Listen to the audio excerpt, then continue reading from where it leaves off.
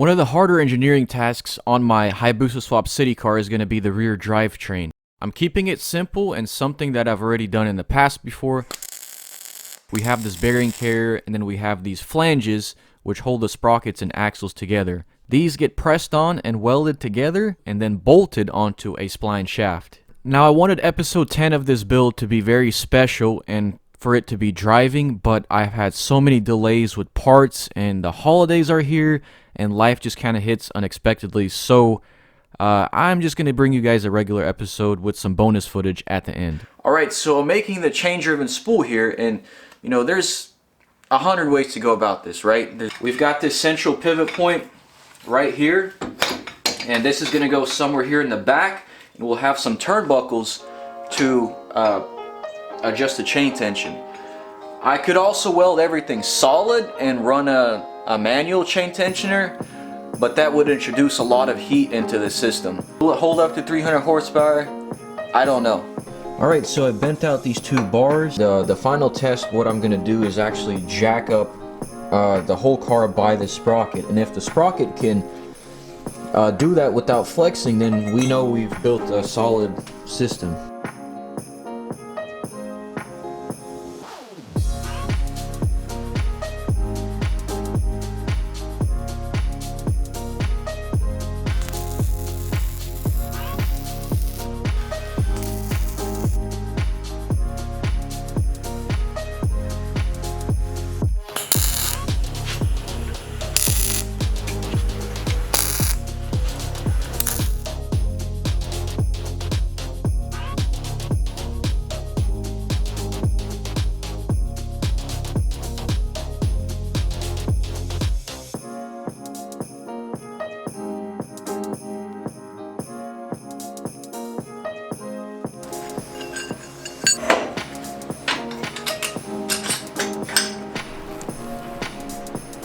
This is going to get welded to the subframe.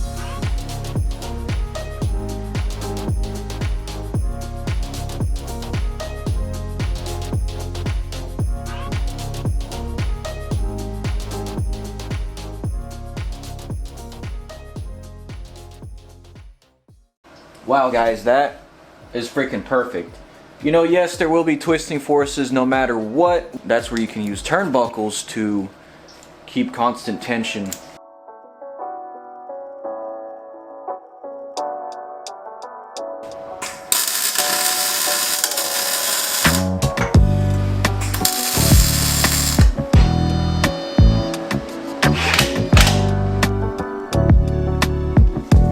Here are my second set of tabs. I'm gonna weld them on the opposite side. That's gonna hold the turnbuckles in, and then there's gonna be slots here for this to ride in. These turnbuckles are going to get mounted up into here.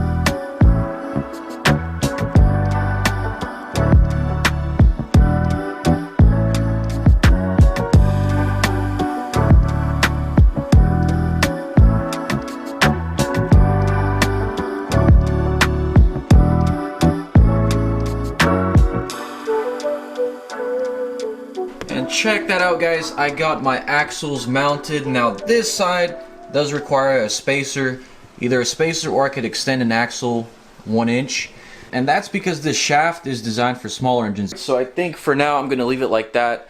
I want to kind of think and see if I can make this design any better, because there was definitely the option of welding this thing straight to my billet oil pan, but I didn't fill that thing up with oil, so who knows though. So I think I'm gonna kind of think on this and see if there's anything I could do to improve it. And as for the test to see if it can hold the weight.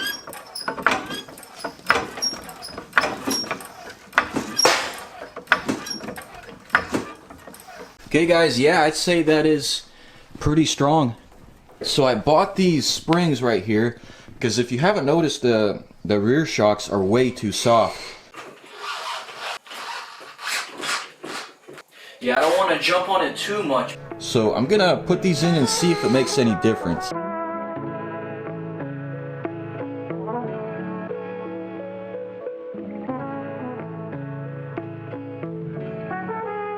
I'm going to be replacing these springs, which are way too soft, with these 450-pound springs. Now there's a number on here, it says 160, which I assume that meant pounds, but that's actually kilograms.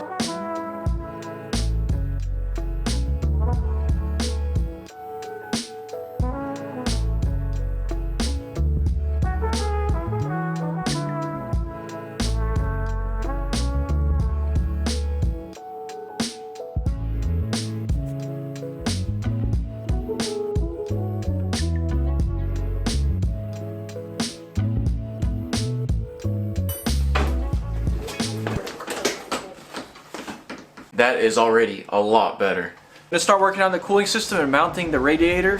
That's just a mock-up one. I got here a new one. So the Civic radiator runs downwards, but it's not gonna fit like that, so we have to run it sideways, which means we're gonna have to relocate all these ports and block off this filler cap.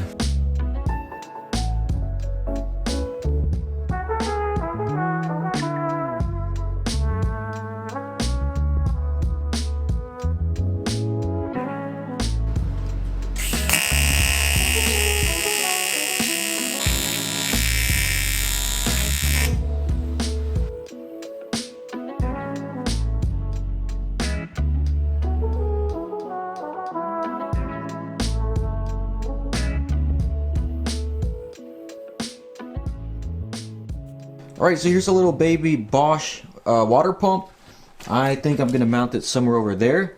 Now what I've been debating on is whether or not I should delete the thermostat or not, because I was doing some research and apparently these, believe it or not, the restriction is needed to actually expel more heat. So I'm not sure.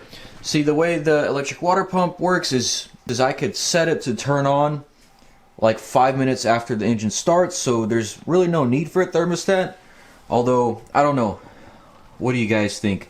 And then one thing I want to do as well is the outlets point downwards, and so I want to go ahead and re-weld them to be facing, so that way both of them face that way to the water pump. And then we'll have some aluminum coolant tubes running through the car to the radiator. That way it's as efficient as possible, the least amount of coolant hosing required. Alright guys, it's the weekend and I gotta do a favor for one of my friends. He's helped me, so I'm gonna help him. He's got a Lamborghini Huracan Evo that needs to be welded up. So I figured I'm gonna take you along the process. I'm gonna show you. Alright, so I gotta weld up my buddy's Huracan Evo. Just a very little simple fender brace. And now if you come over to this side, they didn't even weld the whole thing all the way, and these do look like MIG welds.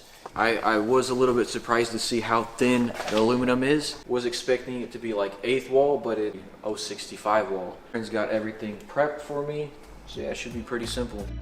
Welding a Lambo in 3, 2, 1.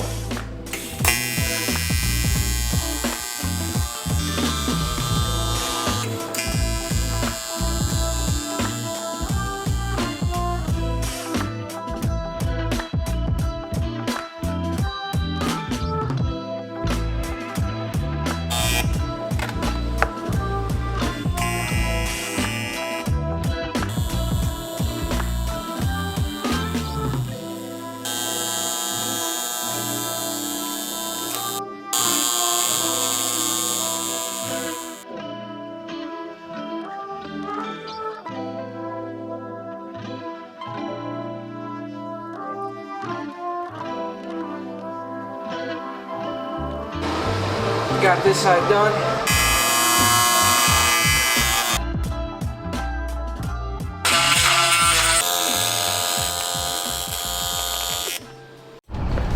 Alright guys, we're getting in the festive spirit.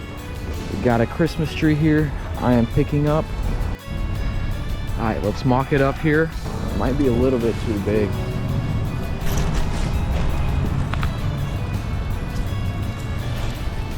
Yeah, I like that. So we got the tree strapped down, and so far it seems to be holding just fine.